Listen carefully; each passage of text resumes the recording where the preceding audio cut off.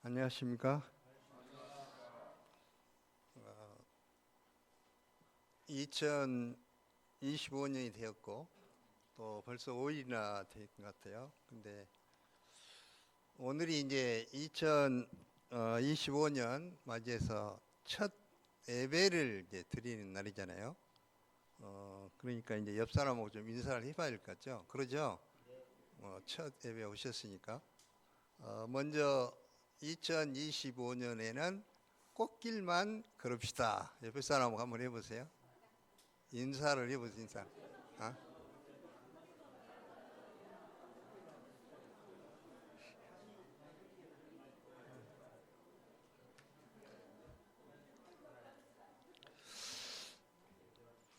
그러면은 좋을 것 같은데 하나님께서 우리에게 주신 말씀은 그렇지 않잖아요. 다시 이제 정식으로 해야 할 것 같아요. 2025년대에는 고난을 사랑합시다. 자, 옆에 사람 한번 해보세요. 뭐 잘 안 하려고.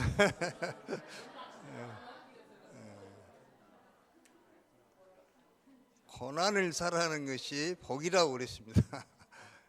근데 고난을 사랑합시다. 또 오늘 말씀 제목이 보니까 그리스도의 고난에 참여하는 즐거움, 그러니까 이게 첫 메시지, 이게 주제 말씀부터 이게 타이틀부터 고난이 나오네. 금년에 많은 고난이 있지 않을까 이렇게 생각할 텐데, 사실은 성경적으로 보면은 고난이 우리에게 유익이다고 이렇게 분명하게 하나님께서 말씀하고 있습니다. 자, 오늘 말씀은 베드로전서 4장입니다. 요절 말씀 13절 한 목소리 읽겠습니다. 시작. 오히려 너희가 그리스도의 고난에 참여하는 것으로 즐거워하라. 이는 그의 영광을 나타내실 때에 너희로 즐거워하고 기뻐하게 하려 함이라. 우리가 이제 신년 1강을 통해서 우리가 베드로전서는 사도 베드로가 소아시아 지역에 흩어져 있는 여러 그리스도인들, 그러니까 고난 가운데 있는 그리스도인들에게 전하는 편지라고 우리가 이미 배웠습니다. 당시 성도들은 예수님을 믿는다는 단 한 가지 이유 때문에 수없이 많은 고난을 받았습니다. 사도 베드로는 이런 성도들에게 그리스도를 위해서 고난받는 삶이 굉장히 영광스러운 축복이고 은혜임을 가르쳐주면서 그리스도의 고난에 참여하는 것으로 즐거워하라 이렇게 말씀하고 있습니다. 이 시간 그러면은 고난의 그러면 영적 의미가 무엇인가, 또 고난을 대하는 우리의 자세는 어떠해야 하는가에 대해서 배우는 귀한 시간이 될 수 있기를 기도합니다. 1절 전반절을 보십시오. 그리스도께서 이미 육체의 고난을 받으셨으니 너희도 같은 마음으로 갑옷을 삼으라 그랬습니다. 예수님은 십자가 고난을 통해서 부활하시고 하늘 영광에 이제 들어가셨습니다. 사도 베드로는 예수님도 고난을 통해서 부활 영광에 들어가셨기 때문에 우리도 같은 마음으로 갑옷을 입으라고 말씀하고 있습니다. 여기서 같은 마음으로 갑옷을 삼으라, 어려운 말이잖아요. 이 말의 의미는 같은 마음으로 무장을 해라, 원래 그런 뜻입니다.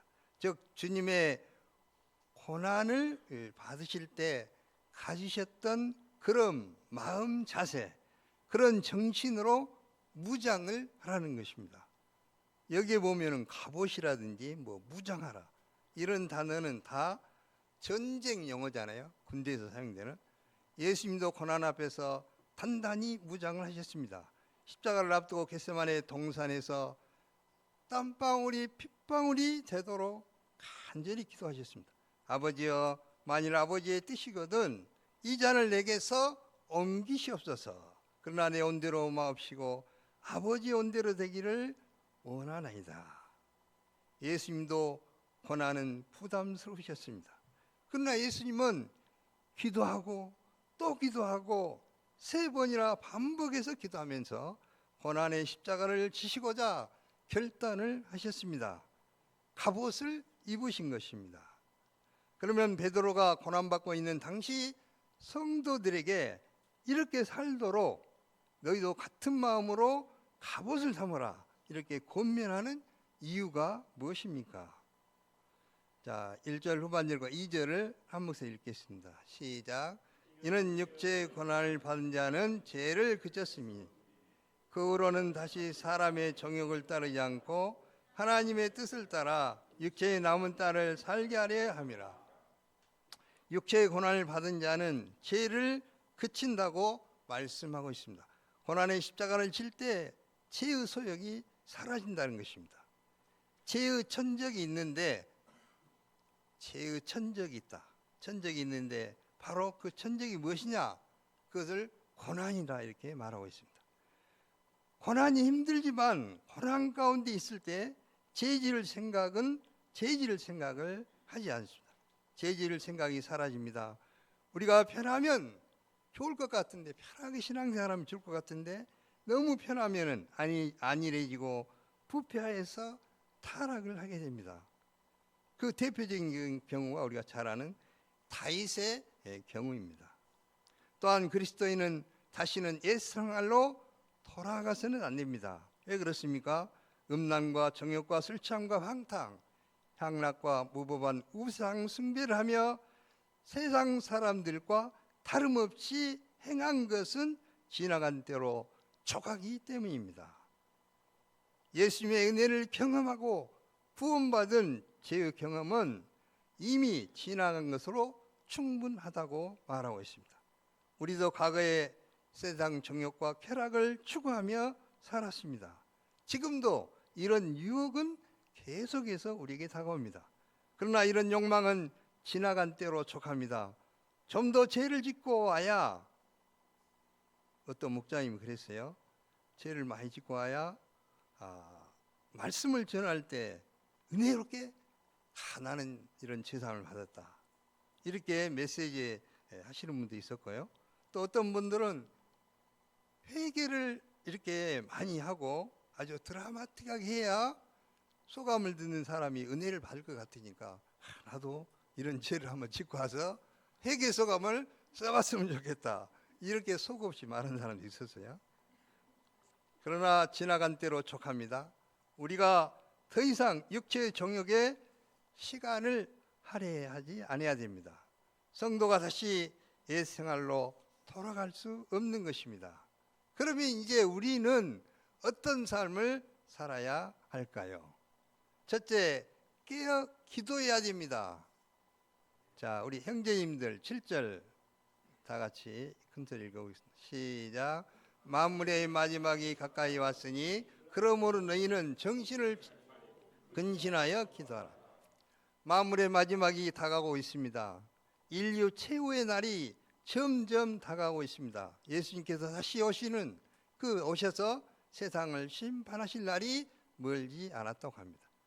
이것은 우리가 요즘 매일 이게 피부로 느끼고 있는 사실입니다. 그러므로 우리는 정신을 차리고 근신하여 기도해야 됩니다. 예수님은 마가복음 13장에서 말세의 징조에 대해서 말씀하신 후에 결론적으로 깨어 있으라고 말씀하셨습니다. 이는 맡은 바 사명을 충성스럽게 감당하라는 것입니다. 사도 바울도 로마서 13장 11, 12절에서 이렇게 권면하고 있습니다. 또한 너희가 이 시기를 알거니와 자다가 깰 때가 벌써 되었으니 이는 이제 우리의 구원이 처음 믿을 때보다 가까이 왔음이라. 밤이 깊고 낮이 가까웠으니 그러므로 우리가 어둠의 일을 벗고 빛의 갑옷을 입자. 우리가 살고 있는 이 시기는 자다가 이제 깰 때입니다. 정신 차리고 근신하여 기도해야 할 때입니다. 성경 말씀과 요즘 자주 일어나는 지구상의 그 천재지변을 통해서 볼 때 마지막이 가까이 왔다 이렇게 말하는 데는 이견이 없습니다. 다른 의견이 없습니다.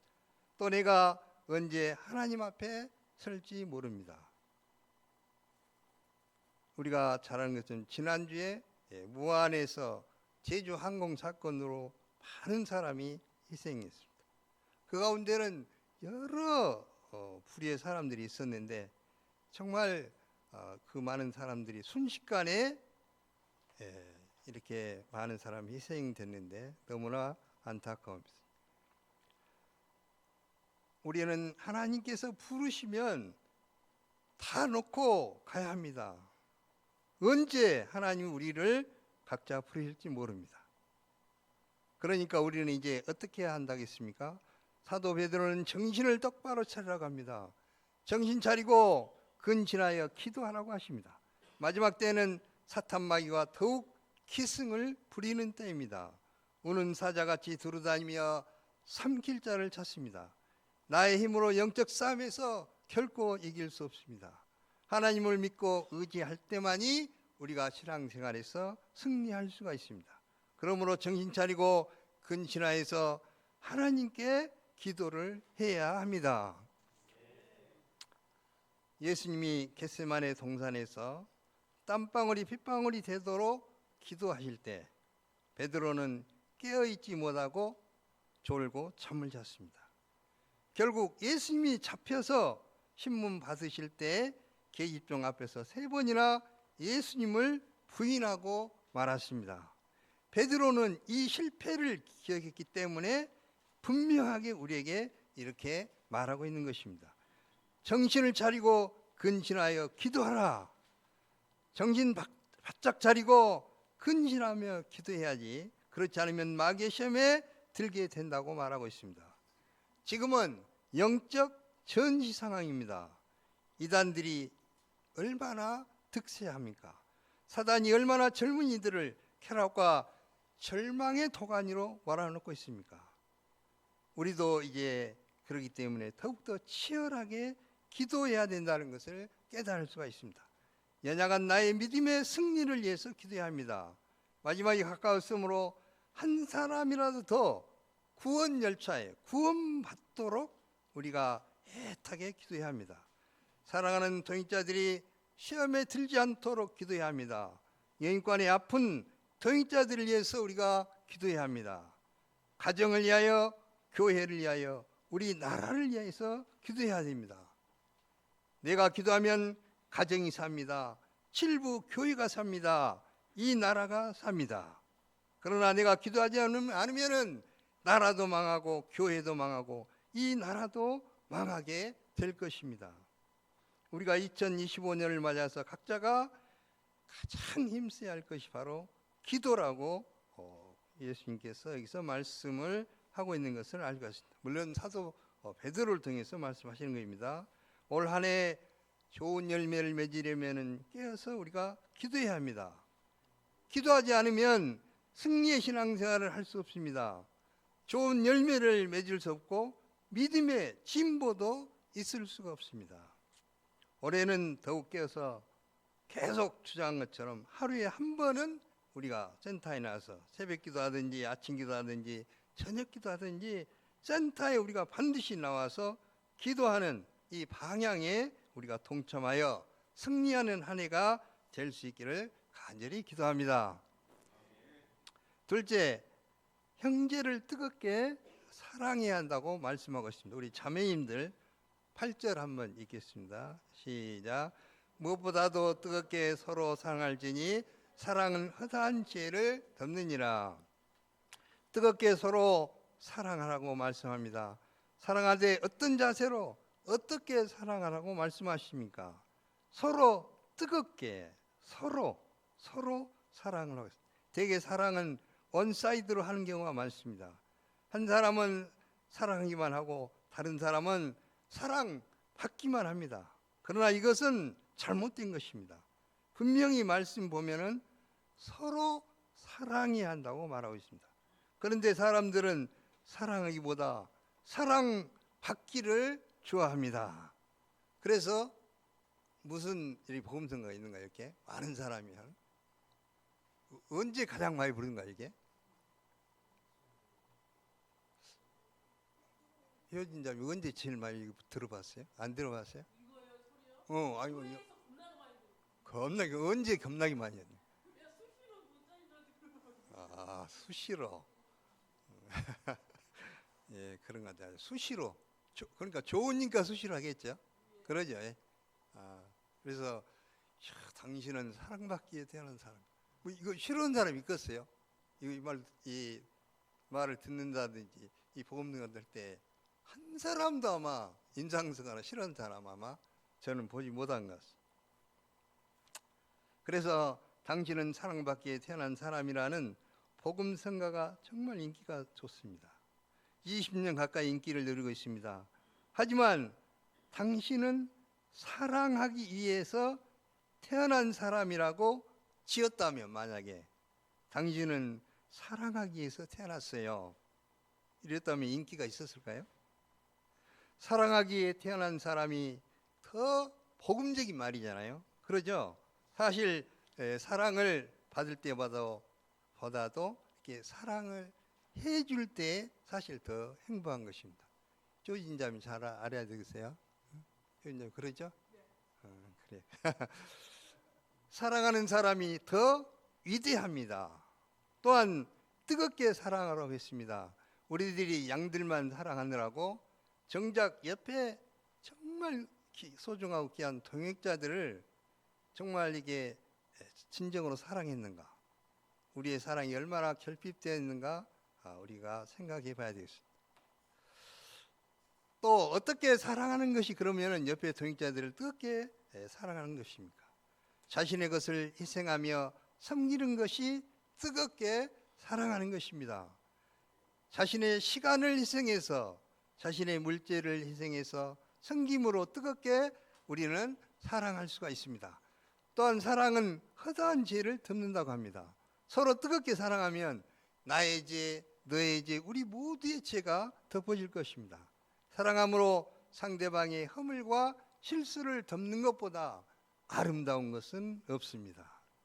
예수님은 말세의 징조를 말씀하시면서 불법이 성함으로 많은 사람의 사랑이 식어지리라고 말씀하셨습니다. 오늘날 이 시대의 특징 중에 하나는 사랑이 메마르고 이기적이 되어 간다는 것입니다. 이런 시대의 배경 가운데서 우리 신자들조차도 사랑이 메말라서 서로에 대하여 무관심하고 또 비판적일 때가 많습니다. 우리는 무엇보다도 열심히 서로 사랑을 해야 되겠습니다. 사랑은 사람을 살리는 위대한 힘이 있습니다. 사랑은 약점을 감당해주고 병든 내면을 치료해줍니다. 어머니는 자기가 낳은 아기를 사랑하기 때문에 아무리 똥오줌을 싸도 이를 다 섬겨줍니다. 우리 오야원 목사님이 항상 하시는 말씀입니다. 또 우리 장모님이 계시는데 8명, 그러니까 딸 넷, 아들 넷을 낳았는데 전부 다 이렇게 잘 키우셨잖아요. 이렇게 섬겨서.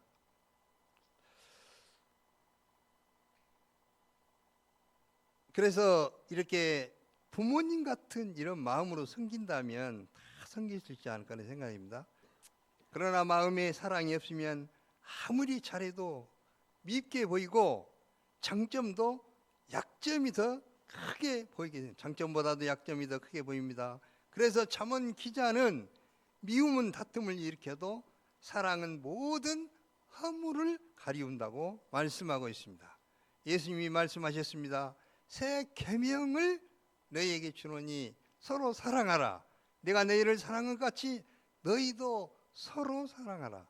너희가 서로 사랑하면 이로써 모든 사람이 너희가 내 제자인 줄을 알리라. 제자 공동체, 즉 교회인 우리 모임의 본질은 바로 여기 서로 사랑에 있어야 한다는 것을 알 수가 있습니다. 세상은 무정하고 무관심하고 자기중심적입니다. 다들 자기 일, 자기 공동체, 자기 행복에만 관심을 갖습니다. 무엇보다도 내가 고난 중에 있으면, 어려움 가운데 있으면은 다른 사람들을 돌아볼 여유가 없습니다. 그러나 그럴수록 우리 성도들은 뜨겁게 사랑을 해야 됩니다. 사랑하려고 노력을 해야 합니다. 이것은 예수님이 주신 새 계명입니다. 예수님께서 우리에게 주신 유일한 계명이 서로 사랑하는 것이잖아요. 그래서 금년 한 해 동안 우리 칠부가 우리 통역자들, 양들 서로 뜨겁게 사랑하는 한 해가 되면 좋겠습니다. 셋째, 대접과 봉사의 삶을 살아야 된다고 말씀하고 있습니다. 9절 10절을 한 목소리 읽겠습니다. 시작. 서로 대접하기를 원망 없이 하고 각각 은사를 받은 대로 하나님의 여러 가지 은혜를 맡은 청지기같이 서로 봉사하라.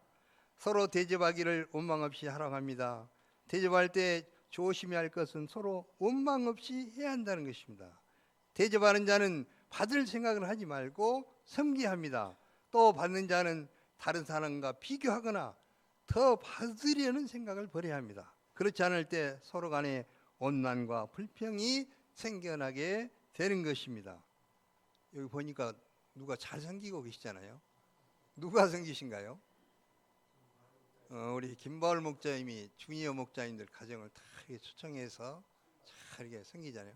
근데 옆에 있는 것처럼 섬기지는 않았어요. 이렇게 많이 섬기시는 거 모르겠는데 풍성하게 이렇게 섬길 때 서로 이렇게 우리 칠부가 가장 은혜로운 잘 섬긴다 그러잖아요. 주일 우리가 주일 예배 끝나고도 서로 이게 할 때 보면은 정말 진심을 다해서 하나라도 더 맛있는 것을 섬기려고 노력을 하는 그런 모습이 정말 너무나 아름답습니다. 계속해서 이런 아름다운 섬김의 역사가 우리 칠부 가운데 일어날 수 있기를 기도합니다. 교회에서 성도의 봉사는 각각 받은 은사대로 하나님의 선한 청지기처럼 해야 된다고 말씀하고 있습니다. 선한 청지기의 기본 자세는 주인에 대한 충성심입니다. 성도의 은사는 자신을 이렇게 섬기면서 강을 낸다든지 뽐내라고 주는 것이 아닙니다. 교회를 세우고 성도들에게 덕을 끼치기 위해서 하나님께서 은혜로 주신 것입니다. 그러므로 주신 하나님께 충성을 우리는 다해야 됩니다. 하나님은 누구에게나 그에게 맞게 우리 각자에게 맞게 독특한 은사를 주셨습니다. 어떤 사람은 말씀 전하는 은사를 주셨고 어떤 사람은 말씀에 잘 반응함으로써 분위기를 띄우는 은사를 주셨습니다. 어떤 사람은 찬양의 은사, 찬양 은사를 받았고 또 어떤 사람은 섬기는 은사를 받았습니다. 뭐 하나하나 말하면 끝도 없고요. 은사는 하나님이 그냥 선물로 주셨기 때문에 그 은사를 선한 청지기 같이 서로 봉사하는 데 쓰라고 주셨다고 말씀하고 있습니다. 우리가 은사를 선물로 받았으니 자기가 받은 은사를 예수 그리스도의 몸된 교회 공동체를 위해서 적극적으로 사용하면서 우리는 봉사를 그렇기 때문에 해야 하는 것입니다. 그럴 때 본인이 먼저 기쁨이 넘치고 교회의 모든 지체들이 행복하게 됩니다. 은혜가 풍성한 교회가 됩니다. 여기서 중요한 것은 서로 봉사하라고 말씀하고 있습니다. 한 사람도 노는 사람이 없이 전원 다 이렇게 같이 힘을 합해서 봉사, 교회를 위해서 봉사하라는 뜻입니다. 선한 청지기는 주인을 위해서 책임성 있게 재산을 잘 관리합니다. 이와 같이 우리도 선한 청지기같이 우리에게 있는 은사를 잘 써서 하나님께 영광을 돌려야 한다는 것입니다. 사람들의 인정과 자기 만족은 쓰레기통에다 버리고 2025년 한 해는 오직 하나님의 영광을 위해서 우리들이 사는 귀한 종들이 될 수 있기를 기도합니다. 자, 12절을 보십시오. 이제 사도 베드로는 신자들이 고난을 당할 때 어떤 자세를 가져야 하는가 핵심으로 들어가고 있습니다.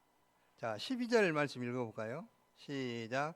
사랑하는 자들아, 너희를 연단하려고 오는 불시험을 이상한 일 당하는 것 같이 이상히 여기지 말고.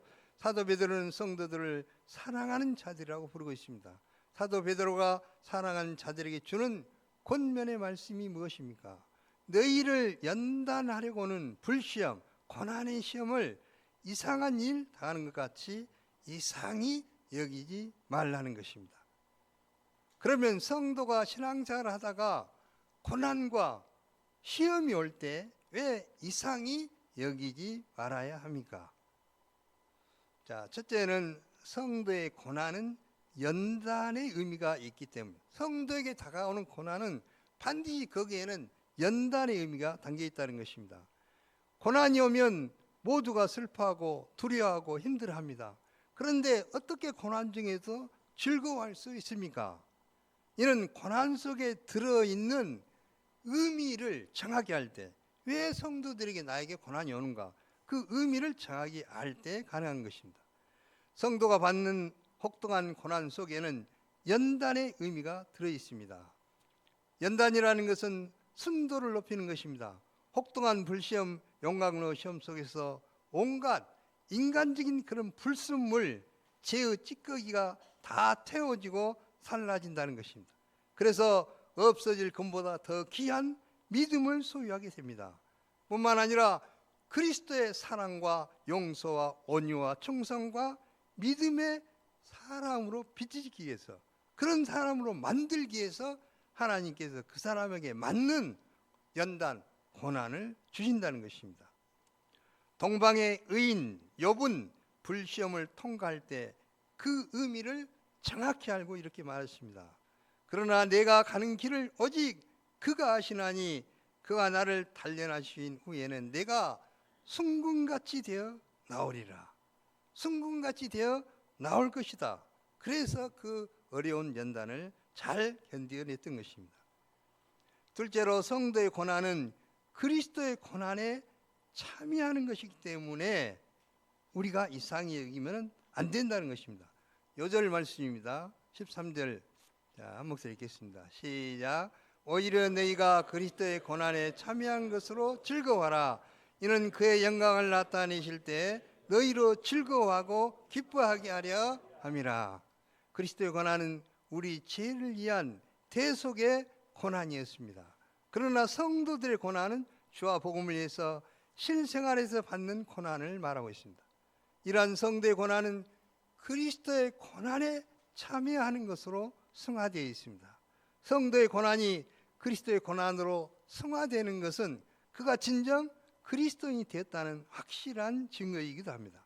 무엇보다도 성도가 고난을 받을 때 즐거워할 수 있는 것은 그가 예수님의 재림 때 영광 가운데 함께 즐거워하고 기뻐할 수 있기 때문이라고 말씀하고 있습니다.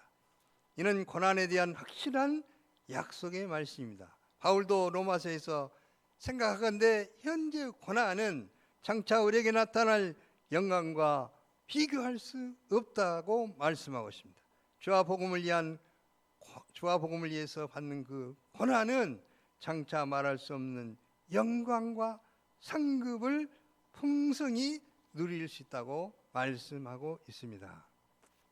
오늘날 믿음으로 사는 우리들도 고난과 시험을 당하고 있습니다. 어떤 분들은 자녀 문제로 인해서, 어떤 분들은 건강 문제로 인해서 불시험을 겪고 있습니다. 직장 문제나 물질 문제로 인해서, 또 어떤 분들은 동역자 문제 때문에, 또 어떤 분들은 가정 문제로 인해서 불시험을 겪고 있을 수도 있습니다. 우리는 이런 불시험을 당할 때 내가 주와 복음을 위해서 이렇게 헌신하고 있는데, 믿음으로 사는데 왜 이런 고난을 겪어야 하는가? 왜 나만 이렇게 겪어야 하는가 하면서 이상히 생각하지 말아야 합니다. 우리는 그리스도의 고난에 참여함으로 고난당하신 그리스도를 체험할 수가 있고, 고난당하신 그리스도를 알아갈 수가 있습니다. 그 고난에 참여함으로써 고난당하신 예수님을 배울 수가 있고, 그리스도의 성품을 본받아 갈 수가 있는 것입니다. 우리는 시련을 당할 때 그리스도의 고난에 참여하는 것으로 인해서 즐거워해야 합니다. 우리가 언제 예수님을 가장 많이 배울 수 있습니까? 바로 그것은 고난의 때입니다. 건강 문제나 직장 문제, 자녀 문제 등으로 고난을 겪을 때 힘들지만 십자가에 고난당하신 예수님을 우리는 묵상하게 되는 것입니다. 편하고 풍요로울 때는 별로 예수님 생각하지 않습니다. 힘들 때 말씀을 붙들고 예수님 앞에 나와서 기도하게 됩니다. 예수님을 묵상하게 됩니다. 나를 위해 십자가에 고초당하시고 물과 피를 쏟고 돌아가신 예수님을 묵상하면서 감사하게 됩니다. 하나님께서 부족하지만 우리를 캠퍼스 목자들로 세우셨습니다. 그래서 캠퍼스 양들을 섬기는 은혜와 사명을 주셨습니다. 그래서 사명을 감당하는 데 따른 그에 따른 고난도 있습니다. 특히 우리 목자님들과 사모님들이 어린 학생들에게 아신소리해가며 복음을 전하고 함께 1:1 말씀을 공부하는 것도 그리스도의 고난에 동참하는 아름다운 삶입니다. 드러나지 않지만 복음 역사에 통역하고 역사 환경을 만드는 것 역시 그리스도의 고난에 참여하는 것입니다. 직장에서 어려움, 자녀 양육과 집안일 어려움, 사람 관계에서 주어지는 아픔 등 이 모든 것들은 하나님의 영광을 위해서라면 그리스도의 고난에 참여하는 것입니다. 그런데 우리에게 이런 고난을 주신 것은 주님의 재림의 때 천국 영광에 참여해서 즐거워하고 기뻐하게 하려 한다고 합니다. 그때가 되면 우리 목자님들의 수고를 다 갚아주시고 주님이 살아있도다 착하고 충성된 종아 이렇게 칭찬해 줄 것입니다. 우리는 천국에서 영원토록 의와 생명을 누리며 주님과 함께 영원히 왕노릇하는 영광을 얻게 될 것입니다. 우리가 천국 소망을 가질 때 이해할 수 없는 현실 중에서도 우리는 시험이 올 때 넉넉히 승리할 수 있습니다. 하늘 영광을 바라볼 때 고난 중에서도 자녀들의 그 변화를 기대할 수 있고 양들의 성장을 기대하며 인내하면서 섬길 수 있습니다. 그리스도의 고난에 동참하는 것은 이처럼 앞으로 주어질 그리스도의 영광에 참여하게 됐음을 확증하는 것입니다. 우리도 예수님처럼 우리 앞에 놓인 기쁨을 바라보면서 우리에게 주어진 고난을 잘 감당할 수 있기를 기도합니다. 결론적으로 2025년대에도 우리에게 크고 작은 고난은 여전히 있을 것입니다. 그러나 우리가 겪는 고난은 장차 그리스도의 영광에 참여하는 보증수표입니다. 고난을 통한 연단이 우리의 신앙을 더 순수하고 더 강인하게 만들어집니다.